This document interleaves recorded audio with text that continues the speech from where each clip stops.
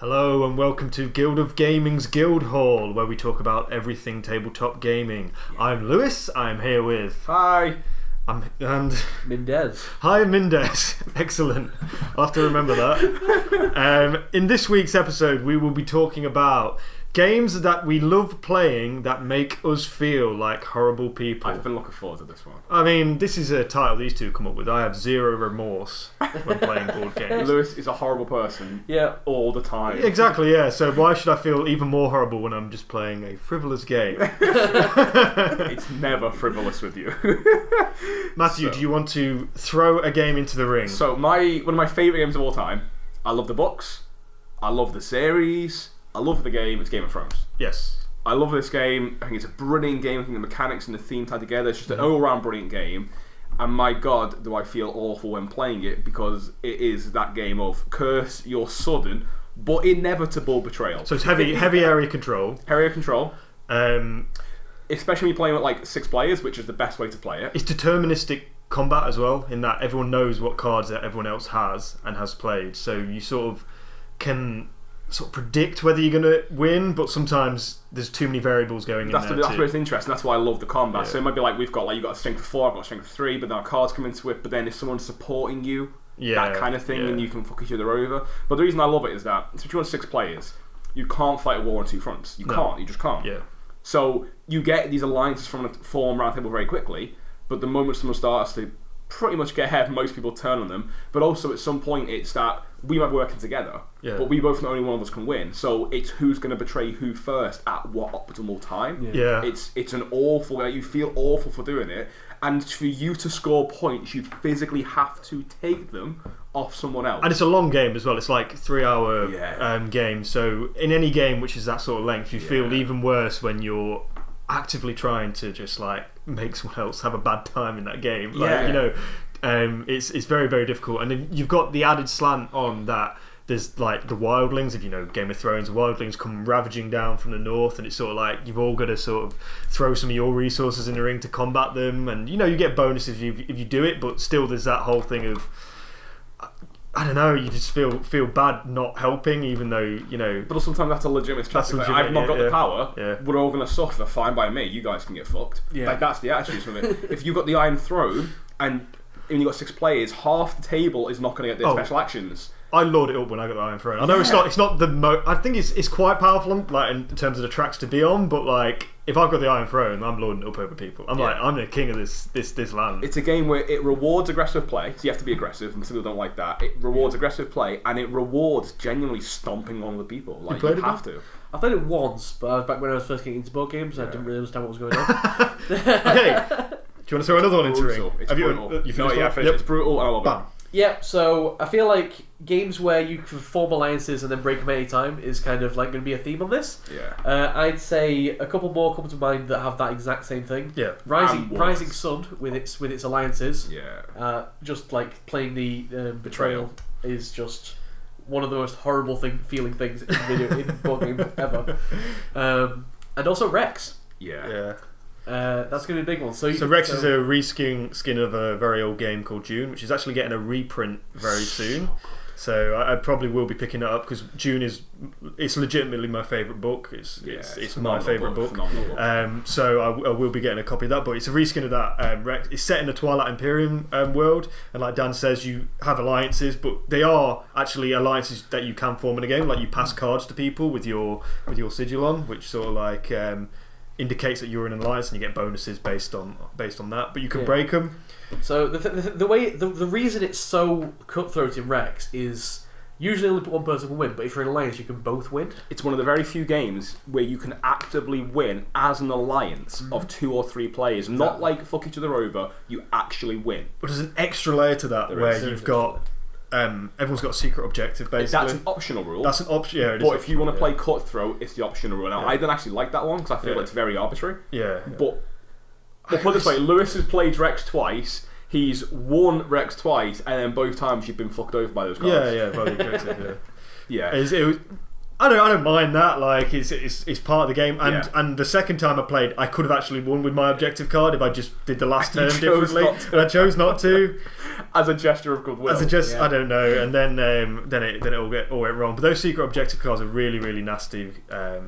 Especially at the end of the game. I think what makes Rex so awful though is that because you make alliances and you come in as a team. Like in Game of Thrones, you're expecting a betrayal, right? Yeah. You expect it. Yeah. In Rex, because you win as a team, you don't always expect it. And when that betrayal comes up, and you can, like, me and Dan can be on the same team, like, this is what's happened. I think we played it where I played with our friend Simon. It's probably the worst I've felt in any game. Yeah. Where Simon had a turn fighting for our alliance, lost everything, and I turn around and go, well, you've got nothing to offer me now, so I'm breaking our alliance. Yeah, exactly. And I'm going with someone else. We're in alliance as long as it's beneficial to me, and as soon as it's not... Yeah. Got to by the wayside. Yeah, it's so horrible. How about a game where we're all in an alliance? We all have to work together to beat one secret player. I think I know where you're going here, and no, we don't.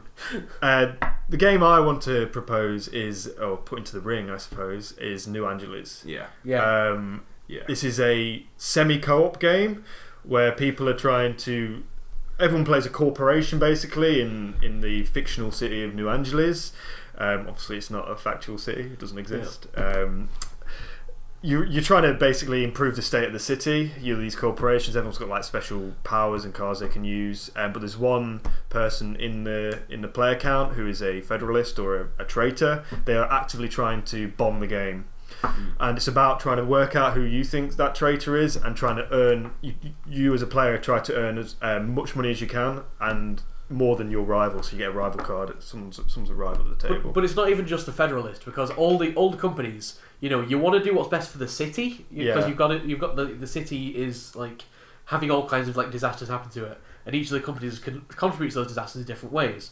But you want to kind of help the city, but you also want to just like cause disasters that your city company can deal with. Yeah. And you also have secretly another company that you are trying to beat.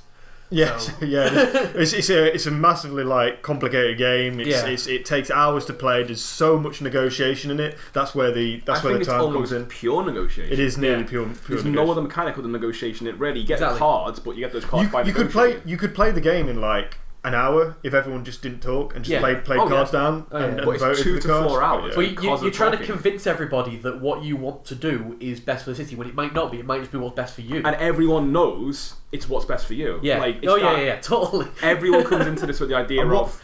Sorry. And what reason does that make you feel like a horrible person? For what reason? Well, I'm going to be me here, which you guys know well, is that if I don't get my way, I would rather we all lose than someone else wins. Yeah, so it's a bombing sort of thing. So it's like... Even if I'm not the Federalist, I'm still going to tank the game unless you give me what I want. Yeah, if you give them money. And that's the long and short of it. So on a similar note, a game that, unless you want to say something like New Angeles... it's just manipulation at its core. It's like it's that sort of thing. It's the game where you can manipulate people if you really, really try. And nothing is binding. Nothing is binding. It's just you can trade money, you can trade cards, and like if I've got loads more, I've got to beat you, and I've got loads of money than you. I might just give that to your rival because I've got more than you. I don't care now. Exactly. I don't care. I just love the manipulation in it. I love that, but it just makes me feel horrible because I'm not like that as a person in real life. No. Like it's just completely opposite to my character. But the board game gives me a window or like it's a vessel to sort of like explore that side of my own personality. Which it's also on the fun note for me on New Angeles is that it's one of the games where you feel like makes you feel like you are what you are doing in the sense that I feel like a corporate bastard. Yeah, exactly. Because it's all about the most money. I don't care what's going on the board other than how it benefits me. I don't care what anyone else is doing unless how it benefits me. Oh, they're starving. I don't care. I just need to get the power up. Yeah, that's all I care about. Have I got the most money? Great, job done. Yeah, it's very thematic. On a similar note to like bombing the game if I know where you're going with you're not winning. I know where you're going. Tomorrow, yeah. I played that once and I felt utterly horrible after it because it's that point where like and the game's someone has realised they're not going to win. The game's called Tomorrow. The game's called Tomorrow. So the game Tomorrow, the background, it was a Kickstarter. It's a game where the world's overpopulated. You all play a major power, and your pawns are worth victory points. But you score points as a group. It's a semi-co-op. It's a co-op or semi-co-op? It's co-op. Only one person can win. Only one person can win, but you can all lose. No, it's a semi-co-op, and that only one person can win. And you have the most. You get score points by destroying other nations' peoples because it's overpopulated. Yeah. And once usually me, the person realises they're not going to win, they can start tanking the game, because you've got to do it in so many turns. Very easily. Yeah. So, I've played America a few times, collect the most nuclear warheads is America.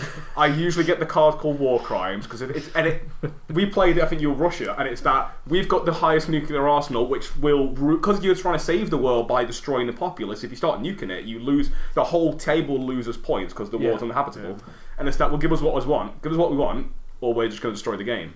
Or we're going to tank it for everyone. Yeah. And then you see the rest of the table start working against you. And it has that lovely domino effect where I'm going to bomb you, and now you suffer those negatives, so why don't you bomb me back? Yeah. It's awesome. And then suddenly everyone's tanking the game. And in the last turn, it was just like, I was trying to win, and trying to actually not tank the game, because we were very, you always get very, very close to winning, and then someone just tanks it and pulls it back. And I was like, I just realised mathematically we can't win this. So I was just like, okay, you. And I love calling out our friend Stephanie. I was like, you won't do it, and she's like, I will. So you won't, and she did it, which is what I wanted, because that was the nuclear warhead, boom, boom, boom, boom, boom. Yeah. So there's a few more games we want to hit on. One is a social deduction game. I don't know why I'm teasing. It's like a 30-minute video, and one of them is a Euro. So. One of them's I put them both in there, Avalon and Secret Hitler. Yep. This is one that you actually brought up. I don't actually agree with you on this point. So this is an interesting one. So I'm gonna lump them both. They are different games. I love them both. Yeah. But the feeling for me is the same with each. So I'm talking these both as a whole. Is that because it's an informed minority versus an uninformed majority? Yes. So, and the game is about throwing flack at other players. So if you're the uninformed minority, you're trying to hide by manipulating the table to go after other people. Even possibly one of your own, so you can get in on the good team side. If you're playing a fascist in Secret Hitler, you might throw the fascist under the bus if you feel the tide's turning, because you win as a team still. Yeah. I've been thrown under the bus of the fascists and gone, that's a great move. Mm-hmm. That's a great move, because now my teammate is in the good camp.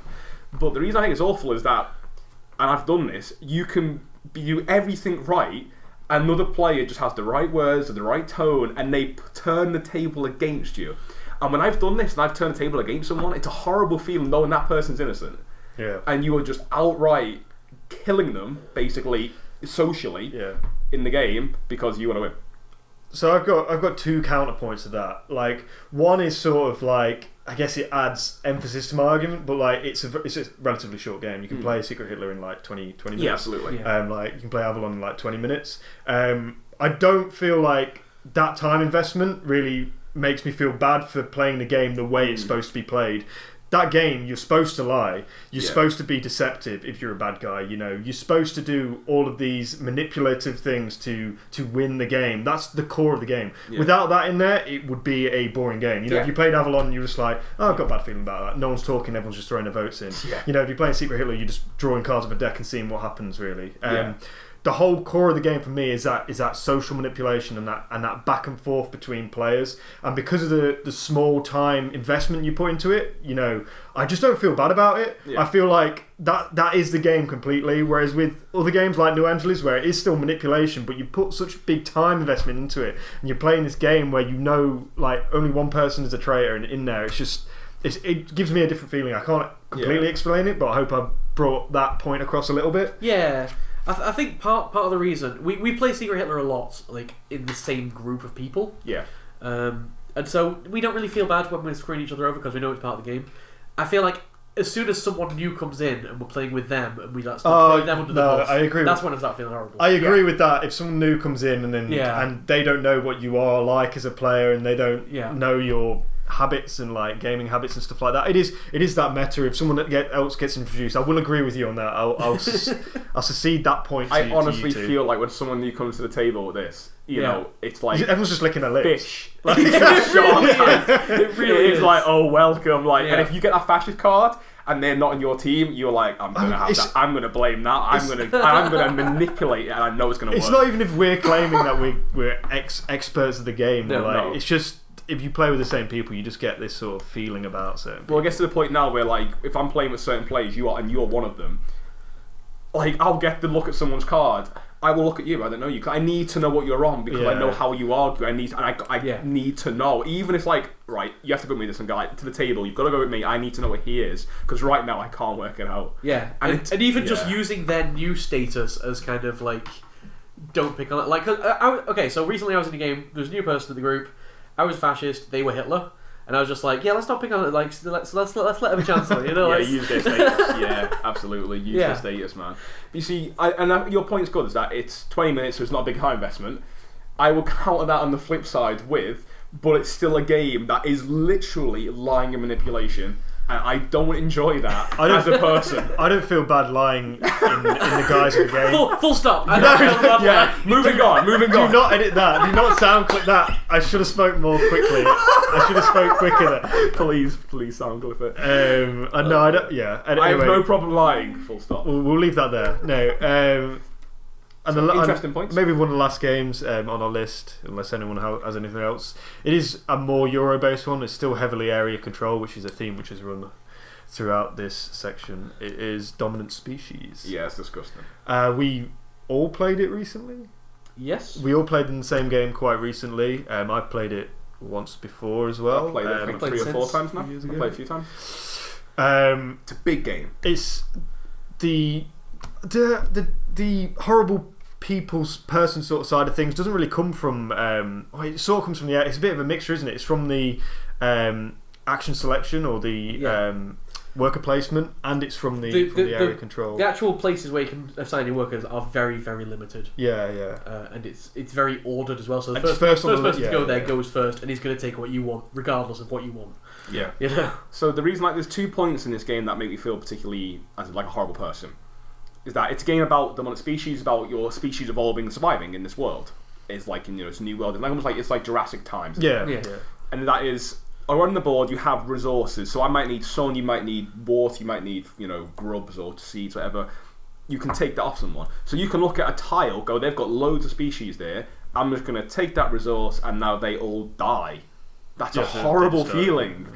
And then also the blocking comes in, because you're not only just blocking someone to make you better, it's the blocking to kill them off, so that you look at the table going, like, it's happened to me, where you're like, oh my god, what's just happened, my board's been wiped, and you feel like you've reset, like you have to reset. You plan every turn, and once you start enacting that plan, it's very difficult to pivot strategies mid-turn. So it's like you enact a plan, and if one person does one thing, like says, oh no, my little bird has evolved to now he likes sun as well, comes into your area, becomes a dominant species because he gains more, I don't know, majority there. He takes your whole turn away, and it's just like, I can't believe. And everyone has it. The thing is with that, everyone feels bad at one time in the game. Everyone has a turn where they get absolutely fucked over, like they get absolutely messed up by someone else in the game, and it's just, everyone feels bad for like at least one turn. You made me think of something there as well, as there are cards in the game which are horrific. Oh god. Some of those cards are awful, and you get it by being the dominant species, and then you take that card and it's just like, wipe that, destroy that, lose that. It's awful. Those cards are just how I've just been wiped out in the past. Yeah, you can be winning, and then you get hit with one of them, like you're winning, I hit you with one, Lewis hit you with one, you've just been set back like 3 turns. Yep. Time is running on this video. Would we like to propose any honourable mentions? I was going to say, like, we can run over them quickly. Just a quick one is City of Horror. It's a bit of an older game now. Zombie survivor game. You have a team of 3 survivors each. You score points by them surviving, and then 2 if they survive and they're vaccinated. But you have to lose characters to survive, basically, because each turn you've got to, if the zombies are more, which is very common, than the number of survivors or the number of whatever you've got in there, the barricades, someone has to die. Someone has to be thrown as bait. You do that by voting, and you literally just go 3, 2, 1. You point at a person, and then you can play cards, but those cards are all like, screw you, fuck that. For swearing, but it's like guns and stuff like that. So you can all, it's horrible because you've literally at the table got to pick one person to suffer. And then those cards come out, which make it even worse. It's a horrible game in a lovely way. My honourable mention would be a genre of games, asymmetrical games, one versus many. I love being the one in asymmetrical games. Love playing the villain. I love playing the villain, but I love playing it up, properly playing it up, and like really taunting people, and that's what makes me feel bad. I think I love doing it. Dan turns into a WWE wrestler, like when he plays like Fury Dracula or like Spectre Ops. He literally like starts like beating his chest. He's calling us out. He's walking around the ring. Like we play see you at SummerSlam. Fury Dracula, 4 hours. Every turn was almost, not quite, not good enough. And then when we finally got it, it was an amazing feeling. But like, every time I was like, fuck off. My honourable mention would be Seasons, which is sort of like a dice drafting game. And the reason it's horrible is just like you can do things. Although the game is very set on your board, you can play cards which affect other people. It's a lot of take that, but it's take that which takes time to enact. So it's not it's not as easy as just like, oh, I play this card, lose all your resources. It's sort of like I've got to collect this amount of resources to take those resources away from people, but I also get points for playing that card. So it's sort of a bit like I'm doing this for me, but I'm also doing this to fuck you guys up. So it's horrible as well. Like again, that's one where you're going to have a turn or two where like you're going to get messed up, and everyone experiences that throughout the game. So everyone feels like a horrible person. What I like very much a group. Because you draft cards in it as well, you can choose to ignore cards that are bad for the table, or you can draft them in, and they stay in the game there, and they go round and round. You're like, I could get rid of this card so that we can have a nice game, but no. I'm going to put it in the game. And it's just going to keep getting passed around. And it's not going to go away. Okay. This has been a bit of a longer one than usual. Yeah. It has. So if you want to play games where you want to feel superior to other people and drink their tears, you've got a list. You've got a few games there. I'm going to wrap this up very quickly. Thank you very much for watching Guild of Gaming, and we will all see you next time. Bye. Bye. Like and subscribe.